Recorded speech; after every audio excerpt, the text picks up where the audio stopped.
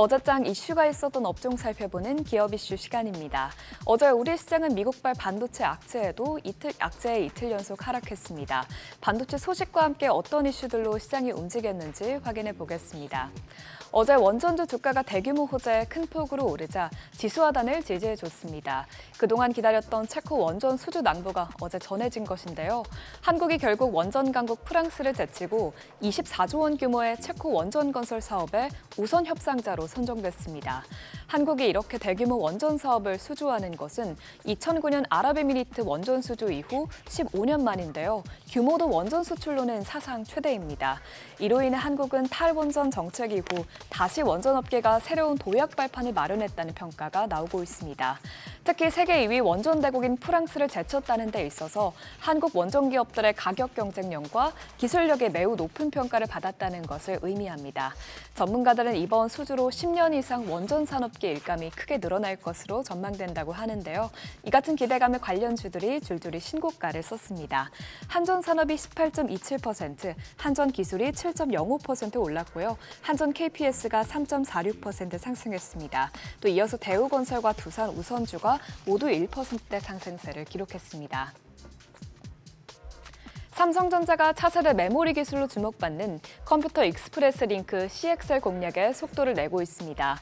어제 삼성전자는 올 하반기를 기점으로 CXL 시장 공략을 본격화하겠다는 계획을 밝히면서 CXL 시장이 2028년에 이르면 본격 성장 궤도에 오를 것으로 보인다고 전했습니다. CXL 기술의 핵심은 빠르게 연결해 연산하는 것인데요. 이를 통해 CPU와 GPU, 스토리지 등의 장치를 효율적으로 연결해 더 빠른 연산 처리가 가능해집니다. AI 수요가 늘어나며 빠른 처리 속도와 고용량이 필수적인 만큼 CXL 기술이 각광받고 있죠. 그만큼 반도체 기업들 사이에서 CXL이 새로운 격전지로 떠오르고 있는데요. 삼성전자는 HBM 패권을 SK하이닉스에 내준 전철을 되풀이하지 않기 위해 더욱 적극적으로 CXL 시장에 대응하고 있습니다. 현재 삼성은 업계 최초로 CXL 기반 D램 제품인 CMMD 2.0 개발에 성공해 올해 2분기에는 이 제품을 출시하기 위해 주요 고객사들과 검증을 진행 중이죠. 이 같은 소식에 CXL 관련주들이 들썩였는데요. 삼성전자의 주요 협력사인 엑시콘이 20.63% 올랐고요. 네오셈이 7.33% 상승했습니다. 이외에도 오킨스전사가 2.44%, 또 삼성전자는 반도체 악재 속에도 반등에 성공하면서 0.23% 상승했습니다.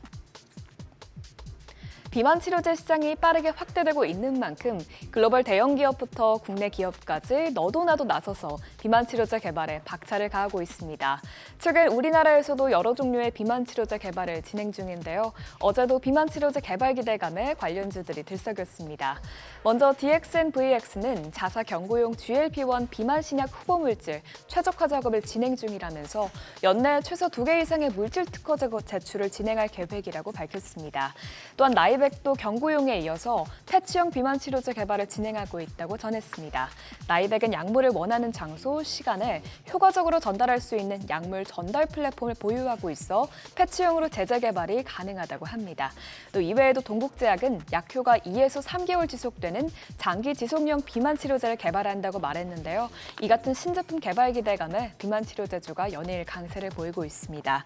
DXNVX가 어제 상한가에 거래됐고요. 샤페론이 27.17% 올랐습니다. 또 소식이 나온 나이백이 10.1%, 올릭스가 6.81% 상승했습니다. AI 열풍에 힘입어 올해 상반기 동안 상승 랠리를 펼쳤던 반도체주들이 어제 최악의 하루를 보냈습니다. 엔비디아부터 TSMC와 ASML 등 북미부터 유럽, 아시아 반도체 기업이 흔들리자 국내 반도체주도 고전을 면치 못했습니다. 이번 급락은 미국 정부가 중국에 대한 반도체 제재 강화를 검토 중이라는 보도가 영향을 줬는데요. 미국 정부는 ASML과 일본 도쿄일렉트론 등의 기업이 중국의 반도체 기술 접근을 지속적으로 허용할 경우 가장 엄격한 무역 제한 조치 사용을 검토하겠다고 밝혔습니다. 이는 미국의 규제에도 중국 반도체 산업이 발전하고 있다는 지적에 따른 조치로 풀이됩니다. 또한 도널드 트럼프 전 대통령이 한 인터뷰에서 대만이 미국의 방위비를 지불해야 한다고 말한 것도 반도체 주가에 타격을 줬습니다.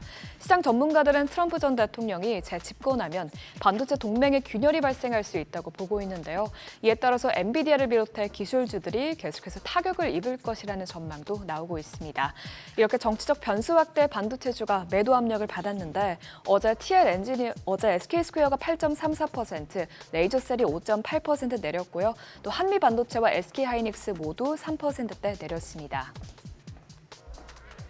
지금까지 어제장 이슈 살펴봤습니다. 참고하셔서 한 주의 마지막인 금요일장 투자에 도움되시길 바랍니다.